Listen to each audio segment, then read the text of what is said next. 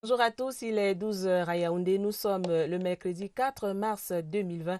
Madame, Monsieur, merci de nous accorder votre attention. Quinta, bonjour. Bonjour, Doudou. Vous avez les titres du journal. The pioneer mayors of the cities of Douala and Marwa are elected today during separate sessions as of right. This follows the election of pioneer mayors of 12 other cities yesterday. Researchers from the 8 scientific and research institutions of the Ministry of Scientific Research and Innovation have begun reviewing their achievements and identifying areas in which they will intensify research this year. And this in the 7th scientific convocation that has just opened in Yaoundé. And our guest on the news is Emily Fotsa. She is the promoter of a symposium on education targeting youth and educational intelligence that opens in Yaoundé this Friday.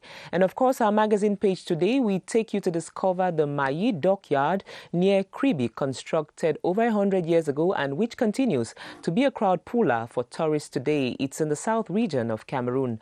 Details of this right ahead, but first, Doudou, you have the first part. En ouverture de cette édition du 12h, le tout premier maire de la ville de Bertois s'appelle Dimbélé Jean-Marie Sodéa. Il a été élu au cours de la session de plein droit hier, une session marquée par la mauvaise utilisation des réseaux sociaux. Les détails avec Jean du Nord Kemse. À l'entame de la session de plein droit du Conseil de la communauté urbaine de Bertois, le préfet du département du Lom et Djerem, Yves Bertrand Aounfa Alienou, représentant de l'État, vide la salle de tous ses occupants non nécessaires, non conseillers municipaux et non invités spéciaux, y compris les journalistes. Les téléphones des conseillers municipaux sont aussi récupérés. Raison, les SMS et autres appels irresponsables, si souvent cause de manifestations publiques et de troubles à l'ordre public, n'ont pas droit de citer. C'est donc après toutes les opérations de vote déroulées pratiquement à huis clos que le tout premier maire de la ville de Bertois sera présenté aux populations massées à l'extérieur. J'ai un sentiment de joie parce que j'ai été élu le tout premier maire de la ville de Bertois. Je suis également conscient de la lourde tâche qui m'attend. Je sais qu'avec mes collaborateurs et les conseillers élus, nous allons travailler d'arrache-pied pour que la ville de Bertois soit, n'est-ce pas, une ville où il fera bon vivre, une ville émergente, une ville futuriste, une ville où le vivre ensemble harmonieux doit régner.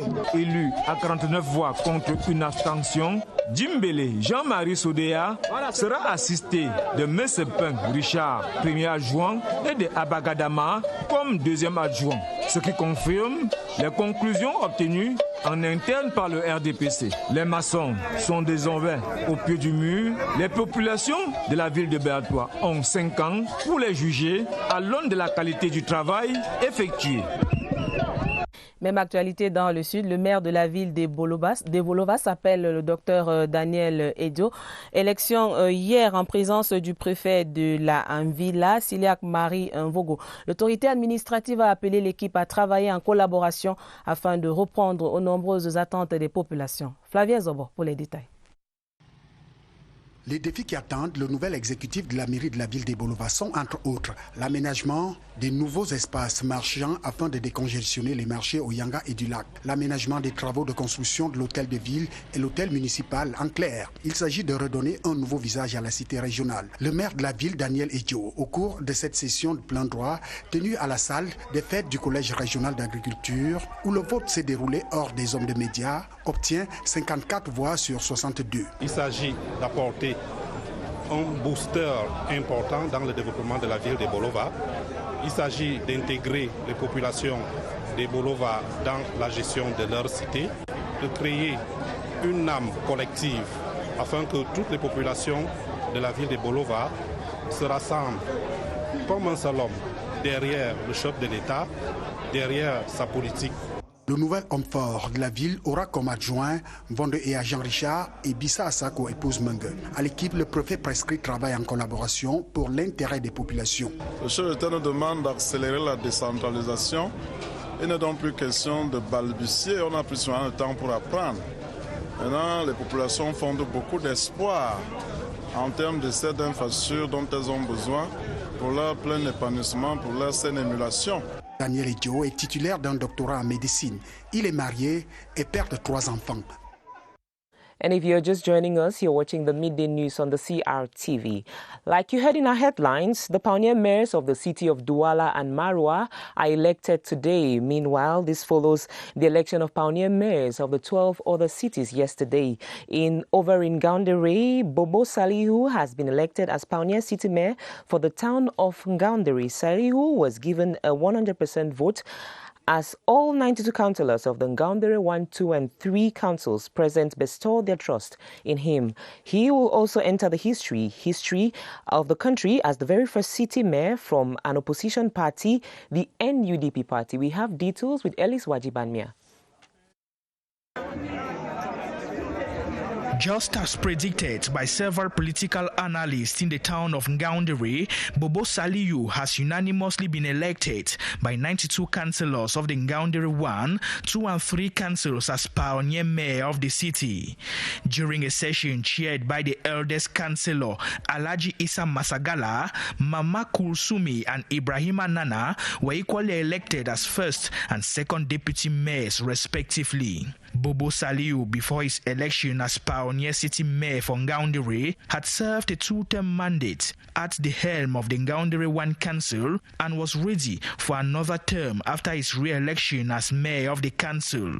His name will be recorded in the history of Cameroon as the first city mayor from an opposition party, that is the National Union for Democracy and Progress, the NUDP. Bobo Salihu now says for the next 5 years, he is taking the commitment to embark on development projects and will work closely with local authorities for the people's well-being. The voting exercise took place in the presence of the Senior Divisional Officer for the VINA, Semet Dikoso Fritz, who commended the maturity of all 92 councillors that took part in the exercise. Over in the South region, 50-year-old Dr. Daniel Edjo has been elected as the pioneer city mayor of Ebolova. This was during the elective session that held yesterday at the Ebolova Regional College of Agriculture. The mayor-elect has said he will give priority to the socio-economic development of the city of Ebolova. Details with Clarence Aze. Daniel Edjo was the lone candidate proposed by his party, the CPDM, following a meeting held behind closed doors Tuesday morning. 54 of the 62 councillors of the Bolova 1 and 2 councils cast their ballots in his favor, while 8 slotted blank ballots. Once declared winner, the 50-year-old medical doctor and agro-pastoral entrepreneur, overwhelmed with joy, promised to ameliorate the well-being of Ebolova city dwellers through the decongestion of the main market, complete the construction of the abandoned building to host the city council, and so on. Our effort is actually to help the population to have access to basic service like water, like electricity, to improve their living quality, and to assist the head of state in implementation of his policy. Dr. Daniel Edjo will be assisted by Jean-Richard Vondo Eya as first deputy and Madame Bisa Asako as second deputy. The elective session was supervised by the eldest and youngest councillors in the presence of the Senior Divisional Officer for the Villa, Siliak Marine Vogo, and the CPDM envoy, Edouard Akam Mfumo. Madame, Monsieur, merci de rester sur la CRTV. Dans la suite du 12h, la ministre de la Recherche scientifique et de l'Innovation, Madeleine, groupe tous les chercheurs du pays au Palais des Congrès de Yaoundé, où nous tentons de joindre de ce pas notre reporter là-bas, Barbara Padjama. Bonjour. Oui, bonjour Doudou. Cette rentrée scientifique qui a démarré tout à l'heure est une boussole pour les chercheurs. Le ministre Madeleine Tuente va donner les grandes orientations de cette nouvelle année en termes de cahier de charges, également en termes de valorisation des travaux des chercheurs des différents secteurs de ce corps. C'est carrément une assemblée générale ici au Palais des Congrès de Yaoundé avec la participation de tous les maillons du MINRESI. L'on a aperçu les responsables de l'IRAD, du MIPROMALO, de l'Institut national de la cartographie, et tous les délégués départementaux ont fait également le déplacement de Yaoundé pour participer à cette rentrée scientifique. La principale innovation de cette rencontre est la participation des élèves scientifiques les élèves des classes scientifiques invités spéciaux du ministère. La cérémonie a débuté tout à l'heure par la procession des chercheurs par grade. C'est un des rituels de ce genre de rencontre. À vous. In the same vein, the 7th scientific convocation of the Ministry of Scientific Research and Innovation has kicked off at the Yaoundé Conference Center with researchers from the 8 institutions of the Ministry of Scientific Research in attendance. It's an occasion to valorize researchers and research findings while giving out guidelines on which areas to intensify research findings in the course of the year. Minister Madeleine Twente of Scientific Research and Innovation is chairing the session. Emmanuel Amvemnue now joins us live on the midday news from the Yaoundé Conference Center with updates.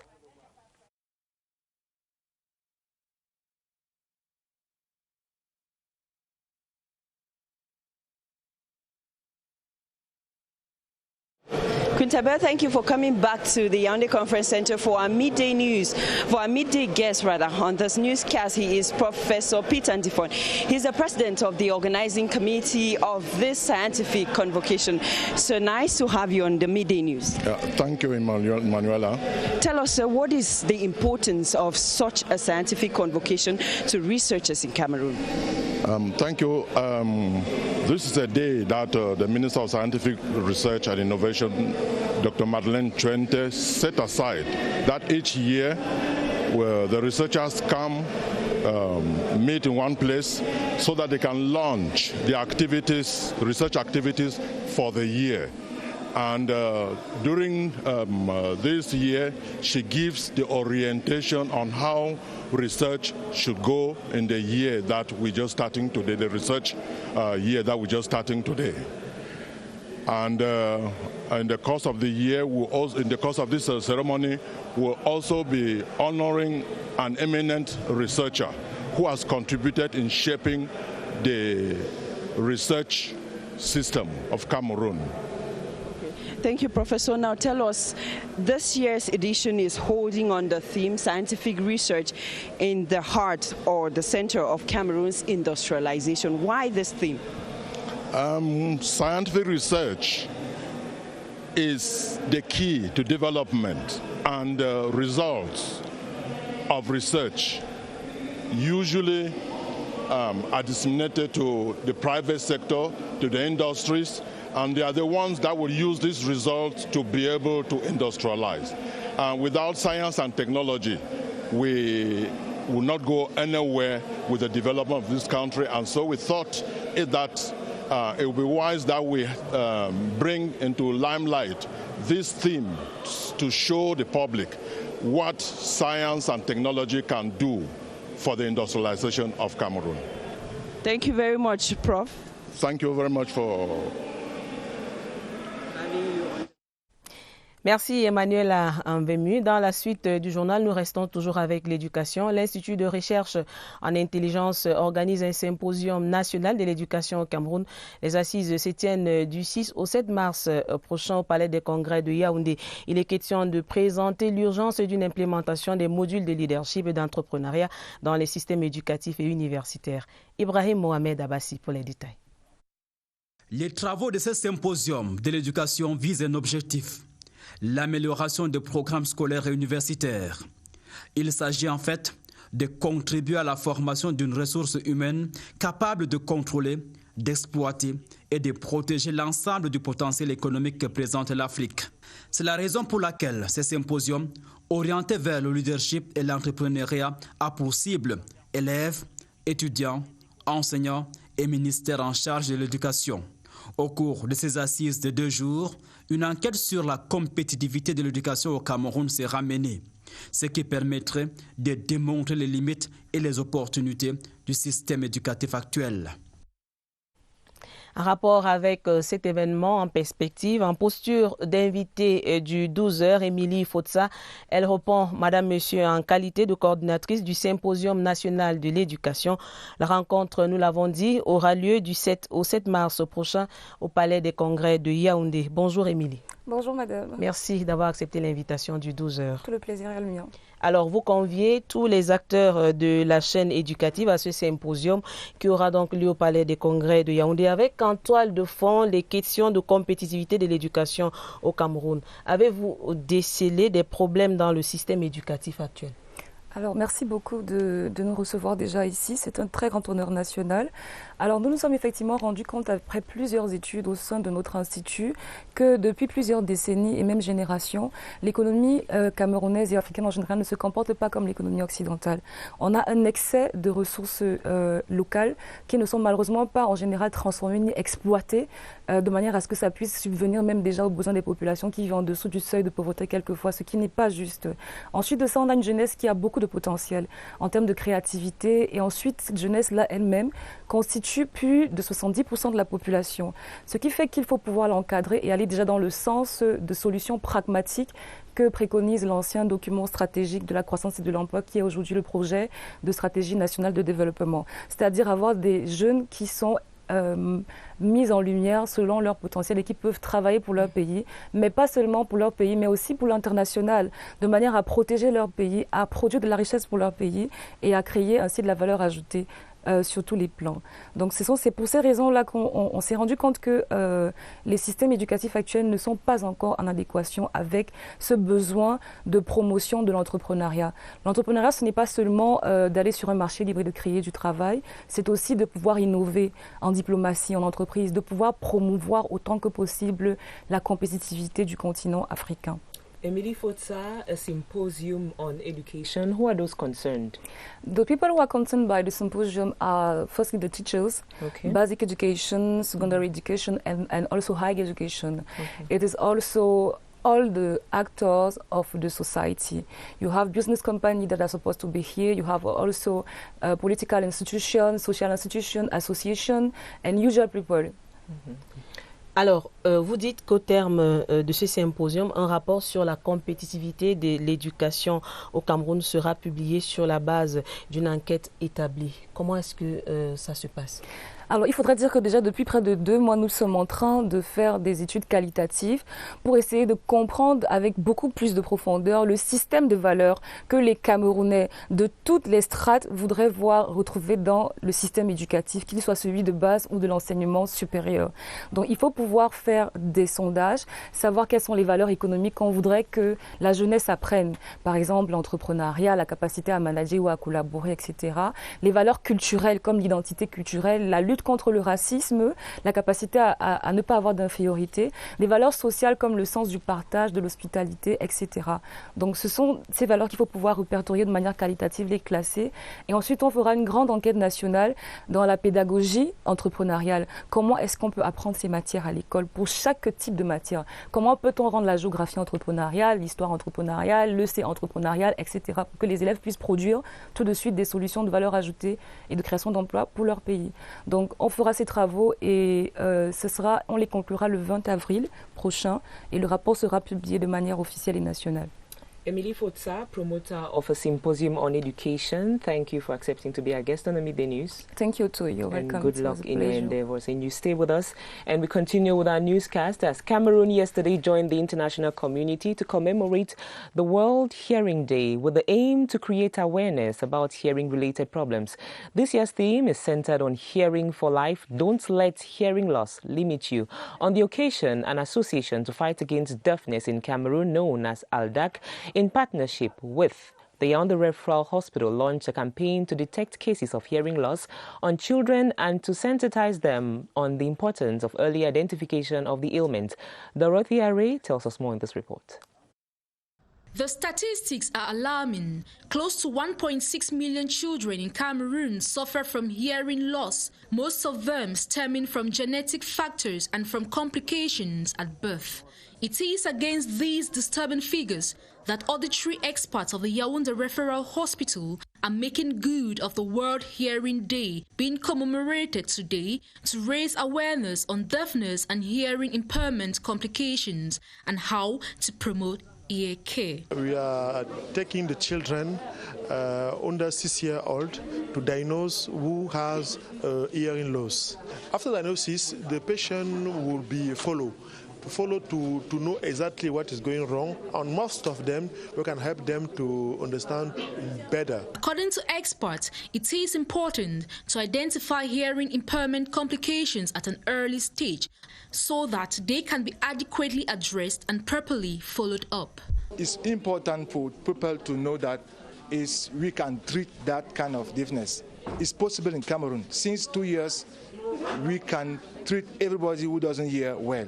We have the solution. In this hospital, the first patient have been done in this hospital. In Douala, Hospital General of Douala, the second 4 other persons have been treated with cochlear implant. It is on this score that health practitioners are requesting NGOs and other institutions dealing with deafness and hearing impairment to partner with government and help in reducing the rising trend of the ailment in Cameroon. As part of activities in the build-up to the 35th edition of the International Women's Day, a roundtable conference to sensitize and educate women of the Ministry of Basic Education on the need to promote gender equality and protect the rights of the women and girls has taken place in Yaoundé. It was chaired by the Secretary of State in the Ministry of Basic Education, Dr. Asheri Kilo, who now throws more light on some of the activities organized by her ministry. We got an expert from the Ministry of Women's Empowerment and the Family to talk to our women about the need to project themselves, the need for equality among the sexes at workplace, to talk about and to evaluate how far we've gone in Cameroon in having the equality of the sexes. And the expert gave us quite an elaborate expose in which she came from 1995, when women in Cameroon first attended the Beijing conference, and where we are today. And also, after this evaluation, we needed to be looking at future trends. We had a medical doctor who talked to the women about how to detect breast problems. You cannot detect cancer, but when you detect a problem, you go to hospital for diagnosis and then you'll be told whether it's cancer or not. Activité des femmes dans le cadre des manifestations du 8 mars 2020 au Cameroun. Cogitation hier au ministère de l'Éducation de base. Mobilisation des enseignants pour un débat autour du thème de la gestion de la ménopause et du cancer du sein. Les explications du directeur des ressources humaines au Minéduc, Marie-Adélaïde Tédé, au micro de notre reporter Christelle Fouda. Notre rôle principal, c'est d'éduquer. Et la première éducation commence par nous-mêmes, les enseignants, les encadreurs. Un enseignant malade ne peut pas donner forcément le résultat qui est attendu de lui. Et il est bien qu'il y ait toujours cette formation permanente. L'enthousiasme que vous avez démontre à suffire. Qu'elles étaient très contentes d'apprendre. Elles ne connaissaient pas comment se palper ou comment regarder l'importance du sport et de son alimentation. Je pense que c'est une opération, nous remercions notre ministre de l'avoir autorisée. Ça va permettre que les enseignants régulièrement aillent se consulter et veillent sur eux-mêmes. Honneur donc à la jante féminine toute la semaine au Cameroun. Je vous invite, madame, monsieur, à admirer la bravoure et la dextérité d'une femme en climatisation automobile. Danielle Babatan excelle depuis 5 ans dans ce métier. Les regards inquisiteurs et les stigmatisations n'entravent en rien sa détermination. Laurence Okalia, reportage. Sur le terrain des mâles, crépissent des pas étrangers. C'est une femme. Féminine et féministe, venue dompter l'univers difficile des hommes. Difficile, elle le fait en un claquement de doigts. Voilà 5 ans que Danielle relève le défi. Une fois, je regardais une dame, elle faisait la mécanique à la télé. J'ai dit à ma maman, moi je serais comme cette femme. Et la maman n'avait pas de garçon, c'était toujours des moqueries, elle n'a pas de garçon et qu'elle laisse. Maman, je vais faire ce qu'un homme peut faire. C'est cette flamme de conquérir qui la plonge dans le froid et la climatisation. La voici aujourd'hui, le coq de la basse-cour. Si le boss n'est pas là, c'est moi qui travaille ou bien c'est moi qui décide, c'est comme ça. Ce que l'homme peut faire, la femme peut faire. Mieux que l'homme. Quand la femme fait, elle fait avec amour. Son apparence n'est pas du tout un avantage dans ce métier. Voir une femme tripoter son véhicule, ça peut refroidir certains clients. Quand je suis arrivé le matin, c'est madame qui m'a accueilli, mais j'étais un peu embarrassée là. Mais elle m'a confirmé qu'elle devait faire le travail. C'est bien fait par rapport à là où j'étais d'abord, que les hommes ont perdu le temps et là, la femme, elle m'a vraiment satisfait. Il y a un filtre à l'intérieur, c'est ce qu'il faut que je vais changer. Et quand tu roules avec, il faut mettre à deux. Quand tu mets à fond, c'est quand il y a plusieurs personnes dans la voiture. Bientôt, l'on pensera à mettre du vernis à ongles pour mieux manier huile de moteur et clé à molette. Formidable. La page magazine du 12h nous conduit, madame, monsieur, à la découverte du débarcadère de Maï. C'est dans la région du Sud. C'est un lieu chargé d'histoire. Suivant notre guide en cette mi-journée, Yves Landry. Madame ici. Avec une vue prenable sur l'océan Atlantique et l'île de Malabo, en terre équato-guinéenne. Le débarcadère du village Maï frappe le visiteur par son phare Marguerite, construit en 1906. Ce dernier est situé à proximité du mémorial de la déportation des peuples Batanga lors de la Première Guerre mondiale. Ce site est vraiment mémorial pour le peuple Batanga, en ce sens que c'est là où a eu lieu la déportation et le retour également. Quand on pense que lors de la déportation, on a perdu plusieurs de nos parents. Justement, c'est pour cela qu'il est sacré pour nous.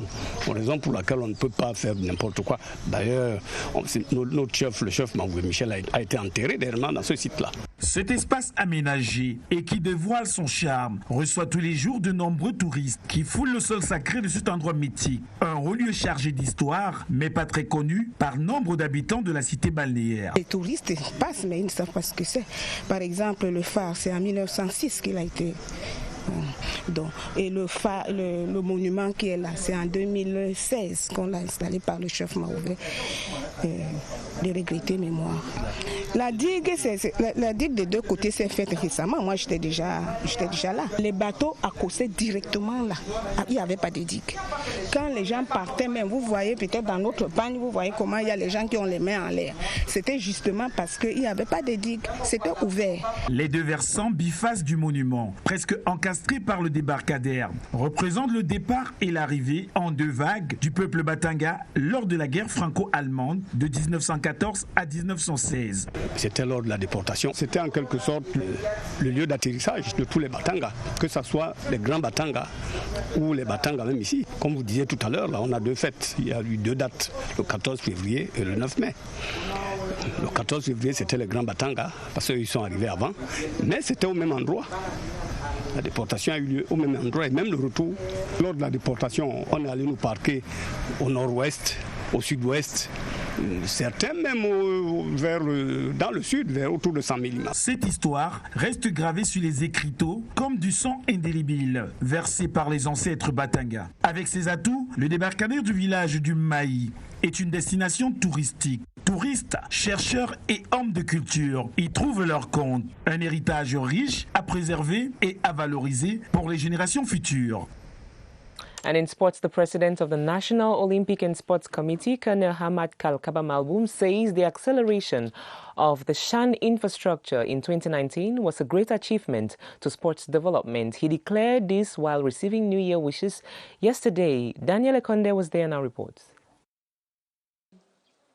His collaborators assembled here for the first time this 2020.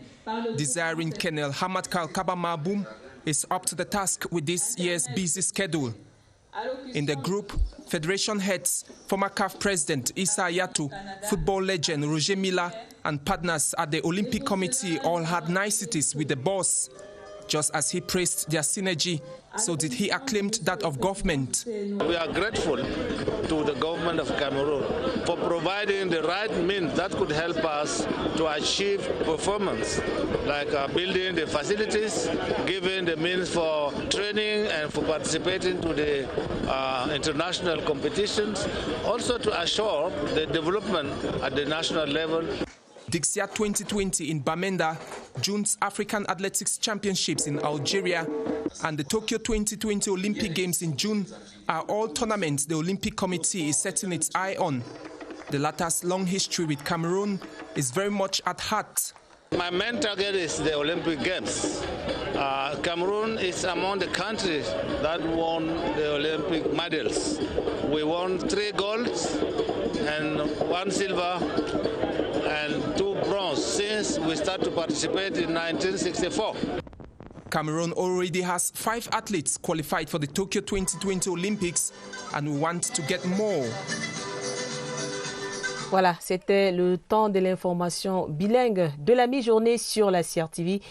Madame, Messieurs, merci de votre très aimable attention. Prochain rendez-vous avec l'actualité sur la CRTV, 19h30, 20h30 et minuit. Restez avec nous. Quinta, à demain. À demain, Nicole.